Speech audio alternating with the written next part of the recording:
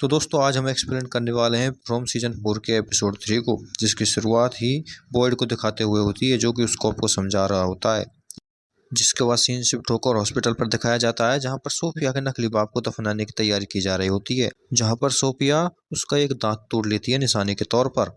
इसके बाद जेड को दिखाया जाता है जो कि इस टाउन के कुत्ते को सुलझाने में लगा होता है। जिसके बाद इसके पास बॉयड आता है जो कि इससे कहता है कि तुम कुछ ना कुछ ढूंढने में लगे रहो ताकि हमारी मदद होती रहे। जिसके बाद जिम के फ्यूनरल को दिखाया जाता है जहां पर बहुत सारे क्रो आ जाते हैं और ऊपर उड़ने लगते हैं, जिसे देखकर सब हैरान तो होते हैं। जिसके बाद सीन शिफ्ट होता है रेस्टोरेंट की तरफ जहां पर विक्टर आता है और ईथन उसके साथ जाने की बात करता है।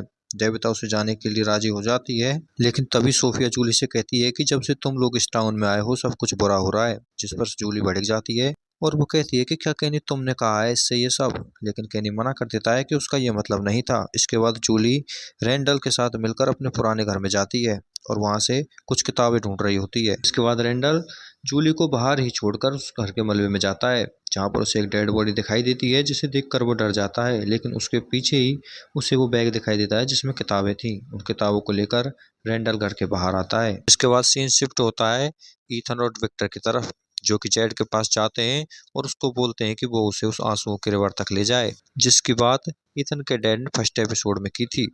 जिसे ढूंढने के लिए ये तीनों निकल तो जाते हैं, लेकिन रास्ते में विक्टर को वो येलो ड्रेस दिख जाती है। इसे देखकर विक्टर इतना डर जाता है कि वहीं अपनी पेंट गीली कर देता है, जिस पर जेड और इथन कुछ समझ नहीं पाते और विक्टर को रोकने की कोशिश करने लगते हैं, लेकिन विक्टर वहां से भाग जाता है।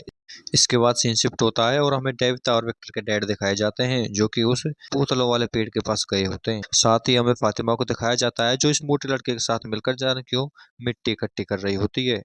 जिसके बाद देवता को व्हाइट ड्रेस वाला लड़का दिखाई देता है जिससे वो पूछती है कि तुम कुछ अलग लग रहे हो और यहाँ पर क्या कर रहे हो। वहीं वो लड़का कहता है कि तुम्हारा सवाल ही गलत है और तुम जानकारी के बहुत करीब हो, लेकिन तुम्हारे पास टाइम बहुत कम है।